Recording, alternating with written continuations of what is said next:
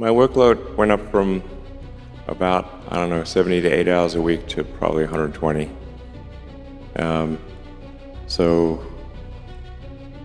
Yeah, I go to sleep, I wake up, I work, go to sleep, wake up, work, do that 7 days a week. I'll have to do that for a while. No choice.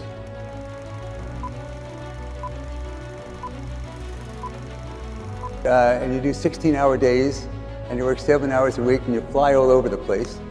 And you go to these meetings constantly, and people constantly criticize you for everything. It's amazing to me. I mean, you're changing the world, and you're giving yourself. Why do you do this? So my wife says to me, why are you still working?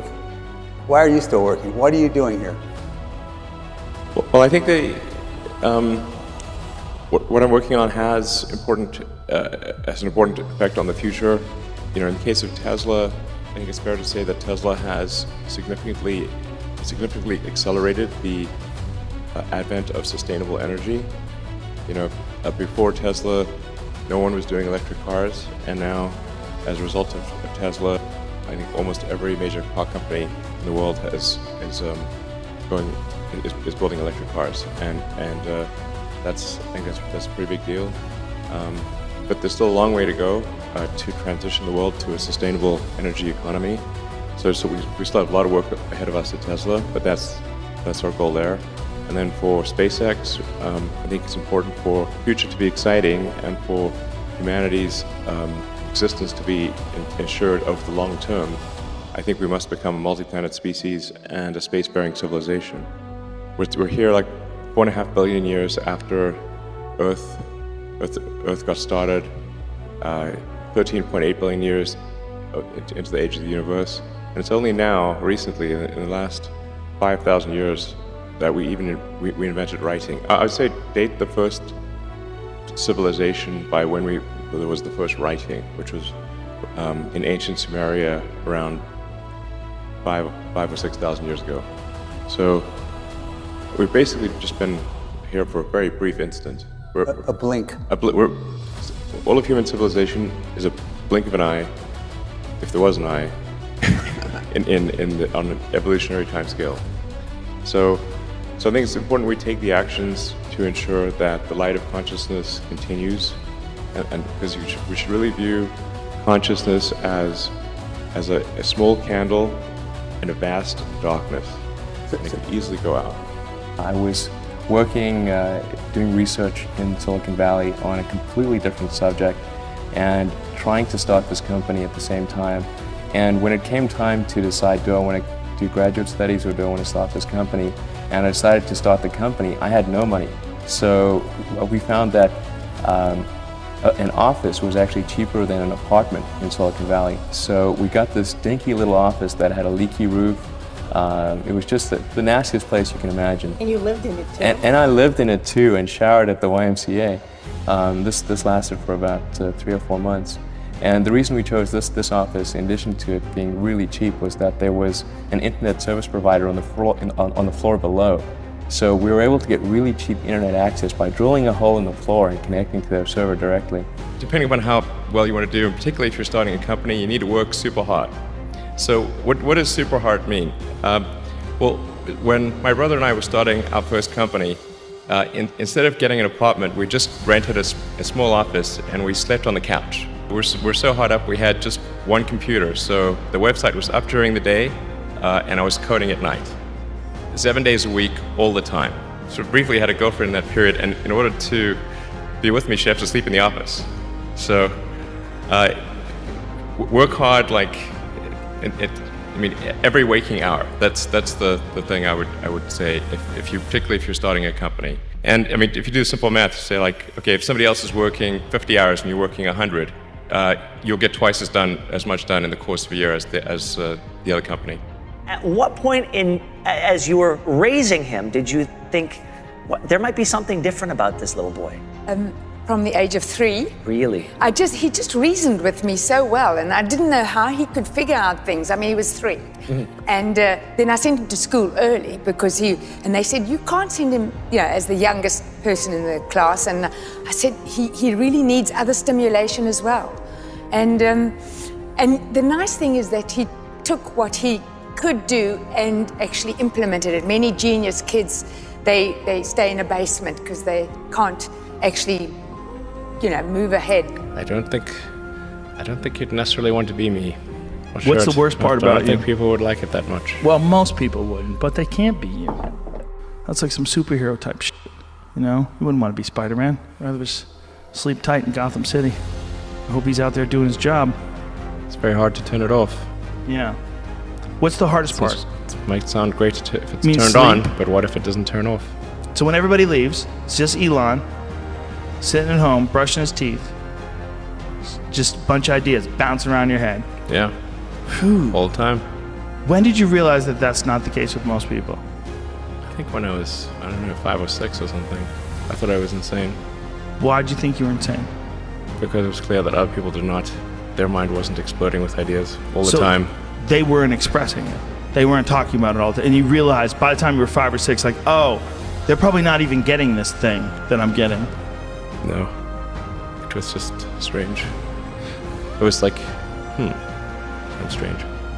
Where I grew up was extremely violent. I never started a fight, except with my brother, actually. One exception. I did beat my brother up. I don't know. That's how it goes. South Africa, when I was growing up, was just an inherently very violent place. I got punched in the face many times. I almost got beaten to death once. So, many times. And I think if you have not been punched in the face with a fist, you don't know no idea what it's like. There are people who've been in the rocketry business for decades who say about you that you don't know what you don't know. Well, I suppose that's true of anyone. How can anyone know what they don't know? But when critics say you can't do this, your answer to them is, we've done it. Now is the time to overrule this administration's pledge to mediocrity. There are American heroes who don't like this idea. Neil Armstrong, Gene Cernan have both testified against commercial spaceflight and the way that you're developing it, and I wonder what you think of that. I was very sad to see that, because those guys are, those guys are heroes of mine, so it's really tough. I wish they would come and visit and see the hardware that we're doing here. And I think that would change their mind. They inspired you to do this, didn't they? Yes. And to see them casting stones in your direction. It's difficult. Did you expect them to cheer you on? So they're hoping they would. What are you trying to prove to them? What I'm trying to do is to make a significant difference in spaceflight and help make spaceflight accessible to almost anyone. And I would hope for as much support in that direction as we can receive. I like to get things done. I like to be useful. That is one of the hardest things to do. Doing something useful for other people that I like doing. My goal is try to do useful things, try to maximize the probability the future is good, make the future exciting, something you look forward to. With Tesla, we're trying to make things that people love. How many things can you buy that you really love, that really give you joy? So rare, so rare. I wish there were more things. That's what we're trying to do. Just make things that somebody loves. You've said that this has been the toughest year for you, the most sort of taxing year for you. Why? Well, Tesla really faced a severe threat of death due to the Model 3 production ramp. Essentially, the company was bleeding money like crazy, and if we didn't solve these problems in a very short period of time, we would die. And it was extremely difficult to solve them. How close to death did you come? Within single-digit weeks. 22 hours a day, or how many hours? Just working, so 7 days a week, sleeping in the factory. I worked in the paint shop, general assembly, body shop. You ever worry about yourself imploding, it's just too much? Absolutely. No one should put this many hours into work. This is not good. People should not work this hard. They should not do this. This is very painful. Painful in what sense? It hurts my brain and my heart. It hurts. This is not recommended for anyone I just did it because if I didn't do it, then Tesla, good chance Tesla would die. SpaceX is alive by the skin of its teeth, so is Tesla. If things had just gone a little bit the other way, both companies would be dead. And I like one of the most difficult choices I've ever faced in life was in 2008. I think I had maybe $30 million left, or $30 or $40 million left in 2008. And I had two choices. I could put it all into one company, and then the other company would definitely die, or split it between the two companies. But if I split it between the two companies, then both might die. And when you put your blood, sweat, and tears into creating something, or building something, it's like a child.